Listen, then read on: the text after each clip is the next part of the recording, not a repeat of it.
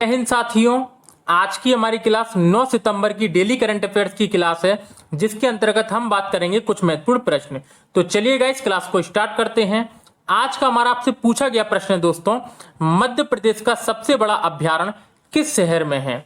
चार ऑप्शन आपके सामने हैं, सही आंसर आप लोगों को कमेंट बॉक्स में लिखकर जरूर देना है। चलिए आज हम अपने पहले प्रश्न की तरफ चलते हैं। आज का हमारा पहला क्वेश्चन है गाइस, 13वें ब्रिक्स शिखर सम्मेलन 2021 की मेजबानी कौन सा देश करेगा। जापान, भारत, अमेरिका, इन तीनों में से आपको सही आंसर बताना है। तो गाइस यहां पर हमारा सही आंसर हो जाएगा भारत।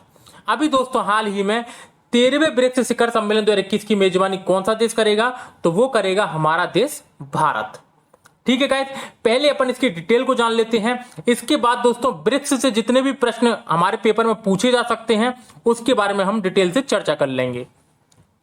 देखिए दोस्तों, भारत तीसरी बार ब्रिक्स शिखर सम्मेलन की मेजबानी करने की पूरी तरह से तैयार है। प्रधानमंत्री नरेंद्र मोदी इस बार 13वें ब्रिक्स शिखर सम्मेलन की 9 सितंबर 2021 को अध्यक्षता करेंगे। कोरोना वायरस महामारी के कारण बने हालात के मद्देनजर इस बार सम्मेलन पूरी तरह से वर्चुअली होगा। भारत के विदेश मंत्रालय ने बताया कि सम्मेलन में भारत के अलावा ब्राजील, रूस, चीन और दक्षिण अफ्रीका शामिल हो रहे हैं। माना जा रहा है कि बैठक में अभी देशों का फोकस अफगानिस्तान पर तालिबान के कब्जे के बाद बदलते हालात पर होगा। इस बैठक में भारत और चीन के बीच जारी विवाद पर भी बातचीत हो सकती है। ठीक है गाइस, तो अब जो भारत ब्रिक्स शिखर सम्मेलन की मेजबानी कर रहा है वो तीसरी बार कर रहा है। कितनी बार? तीसरी बार कर रहा है। इससे पहले दोस्तों कब कब की, इसके बारे में हम पूरी तरीके से डिटेल में बातें करते हैं।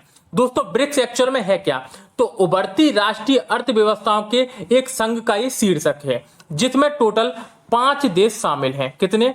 टोटल 5 देश शामिल हैं। लेकिन दोस्तों जब इसकी स्थापना हुई थी, तो इसकी स्थापना कब हुई थी? 2006 में। तब दोस्तों इसमें केवल 4 देश शामिल थे। कौन कौन से? ब्रिक। तब इसका नाम क्या था? ब्रिक। ब्राजील, रसिया, इंडिया और चाइना। दोस्तों इसका पहला सम्मेलन कब हुआ? 2009 में इसका पहला सम्मेलन हुआ रूस के येकातेरिनबर्ग में। कहां पर? रूस के येकातेरिनबर्ग में। ठीक है दोस्तों, तो पहला सम्मेलन हमें इसमें याद रखना है कि 2009 में रूस के येकातेरिनबर्ग में हुआ था। 2010 में साउथ अफ्रीका के मिल जाने के बाद इसका नाम ब्रिक्स पड़ गया। क्या? ब्रिक्स इसका नाम पड़ गया। तो दोस्तों इतनी 3 चीजें हमें इसमें याद रखनी है। इसके बाद हम जानते हैं कि भारत ने 2 बार पहले अध्यक्षता कब की। तो दोस्तों पहली बार किया था भारत ने 2012 में। 2012 में ब्रिक्स का सम्मेलन कहां आयोजित हुआ था? नई दिल्ली में आयोजित हुआ था। कहां पर? नई दिल्ली में, यानी कि भारत में। ठीक है गाइस, इसके बाद दूसरा हुआ 2016 में बेनोलिम गोवा में। कहां पर? बेनोलिम गोवा में ये दूसरा सम्मेलन भारत में आयोजित किया गया। और अब भारत तीसरे शिखर सम्मेलन की मेजबानी करने वाला है। चूंकि कोरोना वायरस है इस कारण वर्चुअली अध्यक्षता की जाएगी। ठीक है गाइस, तो ब्रिक्स के बारे में हमें इतनी सारी बातें याद रखनी है। इसके अलावा हमें यह भी याद रखना है कि ब्रिक्स देशों की एक बैंक है जिसका नाम है NDW, यानी कि न्यू डेवलपमेंट बैंक। कौन सी? New development bank. ठीक है गाइस, तो ये हमें इतनी बातें इसमें याद रखनी है। चलिए दोस्तों नेक्स्ट क्वेश्चन की तरफ चलते हैं। अगला क्वेश्चन है गाइस, भारत का पहला डगोंग संरक्षण रिजर्व कहां स्थापित किया जाएगा? हरियाणा, अरुणाचल प्रदेश, तमिलनाडु या असम? तो गाइस यहां पर हमारा सही आंसर हो जाएगा तमिलनाडु। दोस्तों भारत का पहला डगोंग संरक्षण रिजर्व कहां स्थापित किया जाएगा? तमिलनाडु में। ठीक है गाइस, इसकी डिटेल को जान लेते हैं। देखिए दोस्तों, तमिलनाडु राज्य सरकार ने पाक खाड़ी के उत्तरी भाग में भारत का पहला डगोंग संरक्षण रिजर्व स्थापित करने की घोषणा की है। डुगोंग को आमतौर पर समुद्री गाय के रूप में जाना जाता है। भारतीय वन्यजीव संस्थान के अनुमान के अनुसार जंगल में केवल 200 या 250 डुगोंग बचे हैं, जिनमें से 150 तमिलनाडु में पाक खाड़ी और मन्नाकी खाड़ी में पाए जाते हैं। यह अभ्यारण्य आदिरामपट्टिनम से अमापट्टिनम तक पाक खाड़ी के उत्तरी भाग में फैला होगा। रिजर्व 500 वर्ग किलोमीटर से अधिक के क्षेत्र को कवर करेगा। ठीक है गाइस, तो तमिलनाडु में दोस्तों भारत का पहला डगोंग संरक्षण रिजर्व स्थापित किया जाएगा। ठीक है दोस्तों, यदि हम तमिलनाडु के बारे में बात करें तो तमिलनाडु के मुख्यमंत्री एम के स्टालिन, कौन? एम के स्टालिन तमिलनाडु के मुख्यमंत्री। राज्यपाल बनवारी लाल पुरोहित, बनवारी लाल पुरोहित। यहां पर 234 विधानसभा की सीटें हैं, 39 लोकसभा की सीटें हैं तथा 18 यहां पर राज्यसभा की सीटें हैं। दोस्तों यहां पर फेस्टिवल देख लीजिए कौन कौन से मनाए जाते हैं। तो आदिपुरम त्योहार यहां पर प्रमुख त्योहार है, आदिपुरम त्योहार यहां पर प्रमुख त्योहार है। जल्लीकट्टू, कौन सा? जल्लीकट्टू यहां पर प्रमुख त्योहार है। पोंगल त्योहार यहां पर प्रमुख त्योहार है। इसके अलावा दोस्तों यहां पर एक फेमस मंदिर है, मीनाक्षी मंदिर। कौन सा? मीनाक्षी मंदिर, जो कि मदुरै में है। कहां पर? मदुरै में है जी। और किस नदी के किनारे है? तो वेगई नदी के ये किनारे है। ठीक है गाइस, तो इतनी सारी जो स्टैटिक जीके हैं दोस्तों, इन्हें हमें याद रखना है, क्योंकि लगातार जिस तरीके से पैटर्न आ रहा है पेपरों का दोस्तों, ये छोटी छोटी बातें तो हमें याद रखनी ही पड़ेंगी। ठीक है गाइस, चलिए नेक्स्ट क्वेश्चन की तरफ चलते हैं। अगला क्वेश्चन है गाइस, हाल ही में किस राज्य के मुख्यमंत्री ने गो टू हिल्स 2.0 आउटरीच अभियान शुरू किया है? मणिपुर, केरल, महाराष्ट्र या असम? तो गाइस यहां पर हमारा सही आंसर हो जाएगा मणिपुर। अभी दोस्तों हाल ही में मणिपुर राज्य के मुख्यमंत्री एन बीरेन सिंह ने गो टू हिल्स 2.0 आउटरीच अभियान शुरू किया है। ठीक है गाइस, पहले इसके बारे में हम डिटेल को समझ लेते हैं।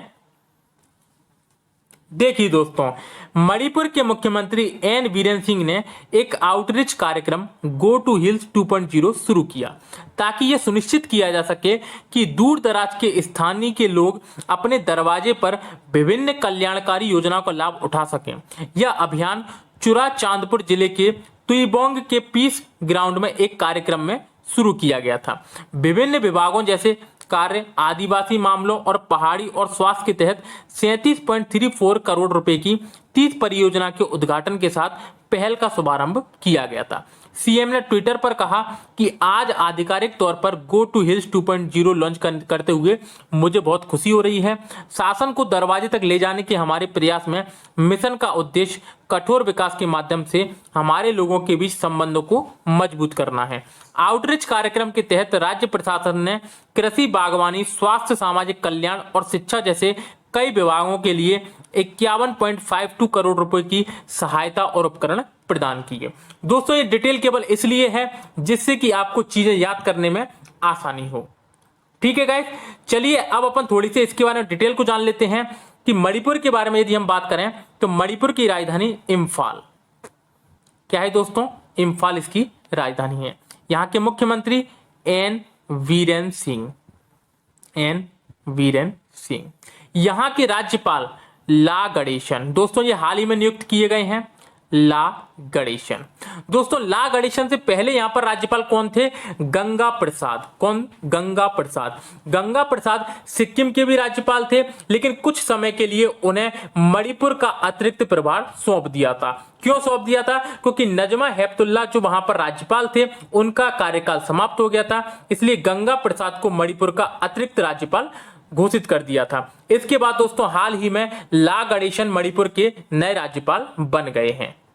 ठीक है गाइस, यहां पर विधानसभा की सीटें 60, लोकसभा की सीटें 2, राज्यसभा की सीटें 1। यहां पर दोस्तों एक प्रमुख झील है जिसका नाम है लोकटक झील। कौन सी? लोकटक झील। ठीक है गाइस, और दोस्तों इसके अंदर एक दुनिया का एकमात्र तैरता हुआ पार्क है जिसका नाम है केबुल लामजाओ। केबुल लामजाओ। ठीक है दोस्तों, तो केबुल लामजाओ पार्क दुनिया का एकमात्र तैरता हुआ पार्क है जो कि लोकटक झील में पाया जाता है। और लोकटक झील कहां पर है? तो ये मणिपुर में स्थित है। ठीक है गाइस, तो इंपोर्टेंट फैक्ट हैं ये हमें इसमें याद रखने हैं। ठीक है दोस्तों, चलिए नेक्स्ट क्वेश्चन की तरफ चलते हैं।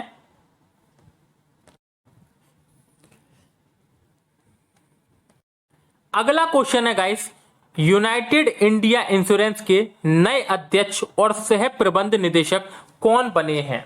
राजनाथ सिंह, एस.एल. त्रिपाठी, आर.के. सोमनाथन, रोहिणी सिंह। तो गाइस यहां पर हमारा सही आंसर हो जाएगा एस.एल. त्रिपाठी। अभी दोस्तों हाल ही में यूनाइटेड इंडिया इंश्योरेंस के नए अध्यक्ष और सह प्रबंध निदेशक कौन बने हैं? एस.एल. त्रिपाठी। ठीक है गाइस, इसकी डिटेल को जान लेते हैं।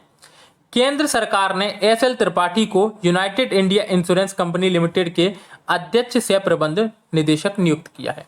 वह वर्तमान में the new India insurance company limited में महाप्रबंधक और निदेशक हैं। उन्हें पदभार ग्रहण करने की तिथि से और सेवानिवृत्ति की आयु प्राप्त करने की तिथि तक यूनाइटेड इंडिया के सीएमडी के रूप में नियुक्त किया गया है।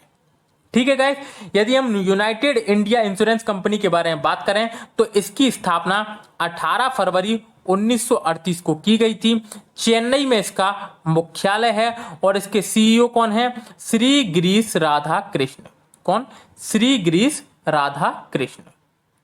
ठीक है गाइस, तो इतनी बात हमें इसमें याद रखनी है। चलिए दोस्तों नेक्स्ट क्वेश्चन की तरफ चलते हैं। अगला क्वेश्चन है गाइस, हाल ही में जनरल वोंग हेजियांग को किस देश का नया सेना कमांडर नियुक्त किया गया है? श्रीलंका, बांग्लादेश, चीन, आयरलैंड। तो गाइस यहां पर हमारा सही आंसर हो जाएगा चीन में। दोस्तों कहां पर नियुक्त किया गया है? चीन देश का नया सेना कमांडर नियुक्त किया गया है।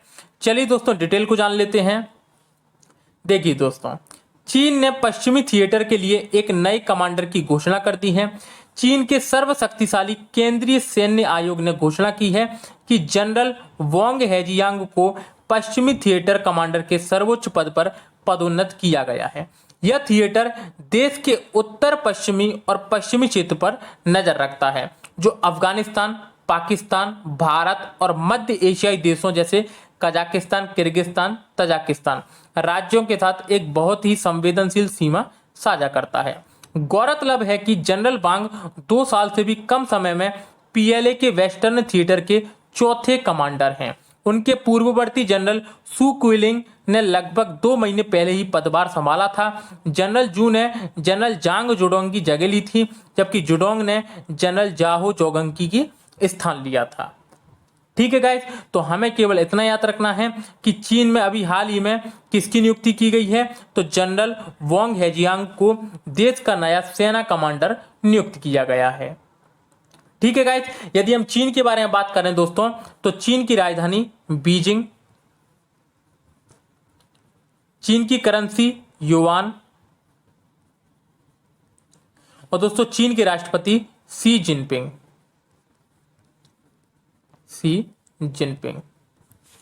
ठीक है गाइस, चीन के बारे में 2-3 चीजें और याद रखना है दोस्तों कि चीन ने हाल ही में मौसम संबंधी उपग्रह फेंग्यून 4B, कौन सा? फेंग्यून 4B, इसको दोस्तों लॉन्च किया था। और किससे लॉन्च किया था? लॉन्ग मार्ग 3B रॉकेट से। ठीक है दोस्तों, दूसरा क्वेश्चन हमें इसमें याद रखना है कि 2060 तक कार्बन न्यूट्रल बनने का लक्ष्य किसने निर्धारित किया है? तो चीन ने। तीसरा, WHO ने अभी हाल ही में चीन को मलेरिया मुक्त भी घोषित कर दिया है। ठीक है दोस्तों, तो ये मलेरिया मुक्त भी घोषित हो चुका है। तो ये चीज हमें इसमें याद रखनी है। चलिए दोस्तों नेक्स्ट क्वेश्चन की तरफ चलते हैं। अगला क्वेश्चन है गाइस, हाल ही में अमेजन ने निर्यात को बढ़ावा देने के लिए किस राज्य सरकार के साथ समझौता किया है? गुजरात, पंजाब, जोधपुर या हरियाणा। तो गाइस यहां पर हमारा सही आंसर हो जाएगा गुजरात। अभी दोस्तों हाल ही में अमेजन ने निर्यात को बढ़ावा देने के लिए गुजरात सरकार के साथ समझौता किया है। चलिए इसकी डिटेल को जान लेते हैं। देखिए दोस्तों, गुजरात सरकार ने मंगलवार को राज्य की एमएसएमई इकाइयों से ई कॉमर्स निर्यात बढ़ाने में मदद करने के लिए ई कॉमर्स दिग्गज अमेजन के साथ एक समझौता पर हस्ताक्षर किए हैं। गुजरात के मुख्यमंत्री विजय रूपाणी की उपस्थिति में समझौता ज्ञापन पर हस्ताक्षर किए गए। समझौते पर micro small and medium enterprises commissioner Ranjeet Kumar और अमेजन के global selling head Abhijeet Kamran ने हस्ताक्षर किए। ठीक है गाइस, तो ये वाली बात हमें इसमें याद रखनी है। यदि दोस्तों यहां पर हम अमेजन के बारे में बात करें तो अमेजन की स्थापना 5 जुलाई 1994 को की गई थी। 5 जुलाई 1994 को की गई थी। वॉशिंगटन डीसी में इसका मुख्यालय है। वॉशिंगटन डीसी में इसका मुख्यालय है और एनडीजेसी इसके प्रेजेंट टाइम पर सीईओ है। एनडीजेसी इसके प्रेजेंट टाइम पर सीईओ हैं और इसके संस्थापक कौन हैं? तो इसके संस्थापक हैं जेफ बेजोस। Jeff Bezos. ठीक है गाइस, इतनी बात हमें इसमें याद रखनी है। चलिए दोस्तों नेक्स्ट क्वेश्चन की तरफ चलते हैं। अगला क्वेश्चन है गाइस, हाल ही में बिटकॉइन को राष्ट्रीय मुद्रा बनाने वाला पहला देश कौन बन गया है? इथियोपिया, अल सल्वाडोर, मोरक्को या इनमें से कोई नहीं? तो गाइस यहां पर हमारा सही आंसर हो जाएगा अल सल्वाडोर।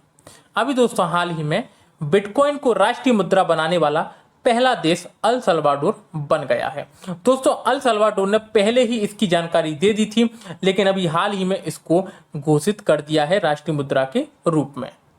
ठीक है दोस्तों, बिटकॉइन है क्या? बिटकॉइन दोस्तों एक आभासी मुद्रा है। क्या है? एक आभासी मुद्रा है। आभासी मुद्रा का मतलब एक तरीके की डिजिटल करेंसी। कौन सी? डिजिटल करेंसी, जिसको दोस्तों ना तो देख सकते हैं ना ही छू सकते हैं, केवल इलेक्ट्रॉनिकली स्टोर कर सकते हैं। ठीक है गाइस, इसका आविष्कार किसने किया था? तो सातोशी नाकामोतो ने। किसने? सातोशी नाकामोतो ने इसका आविष्कार 3 जनवरी 2009 को किया था। कब?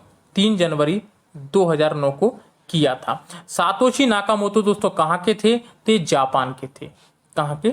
जापान के। ठीक है गाइस, तो बिटकॉइन एक तरीके की आभासी मुद्रा है जिसको राष्ट्रीय मुद्रा बनाने वाला पहला देश अल सल्वाडोर बन गया है।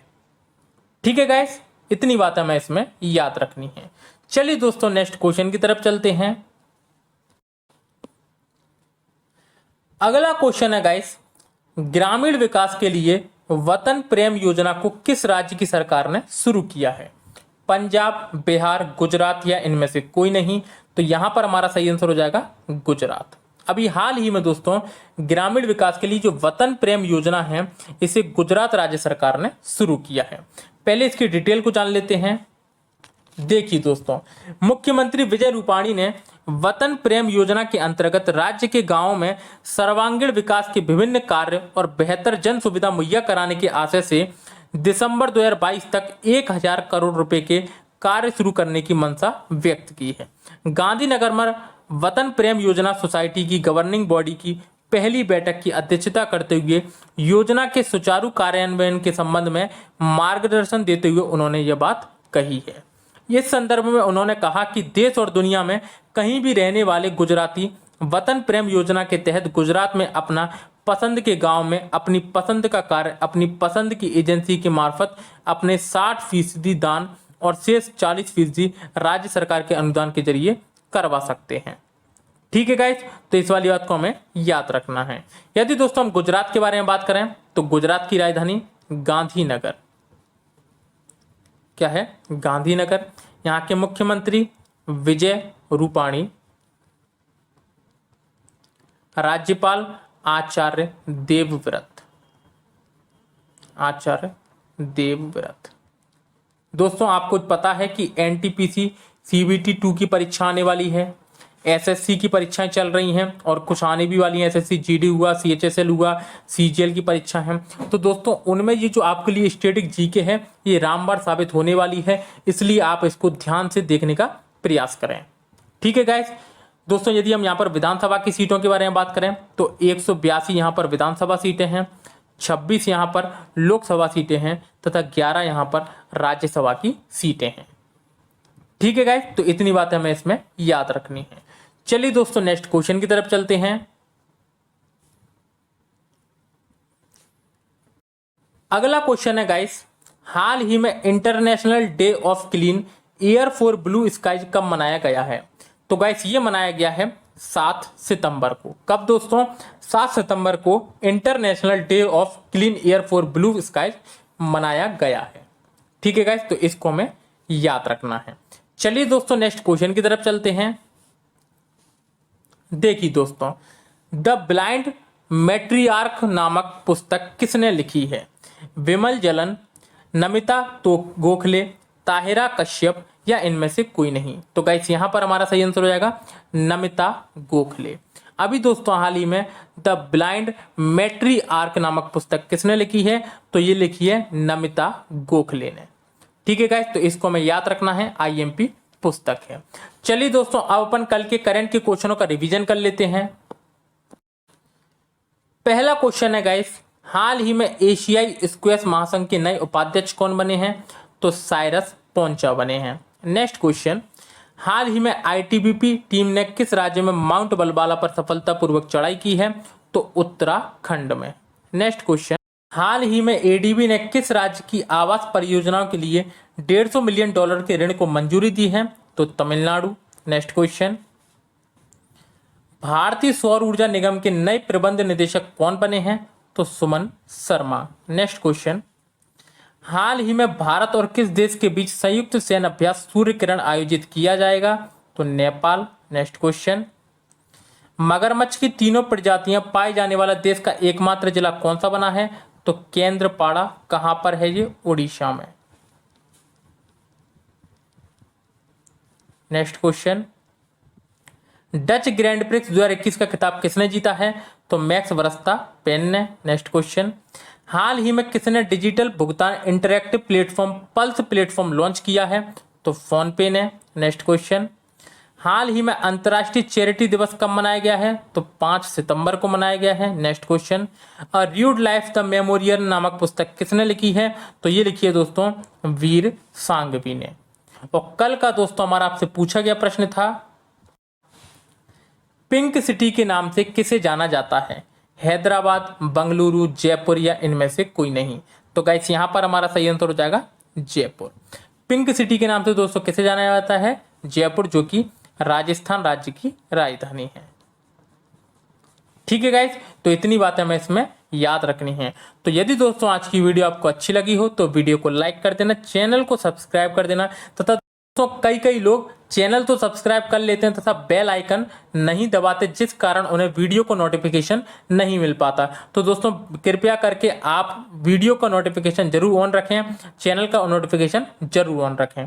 ठीक है गाइस, तो यदि आपको इसकी पीडीएफ चाहिए तो टेलीग्राम चैनल की लिंक डिस्क्रिप्शन में दी हुई है, वहां से आप इसको डाउनलोड कर सकते हैं। फिर मिलते हैं दोस्तों कल नेक्स्ट क्लास में, तब तक के लिए धन्यवाद।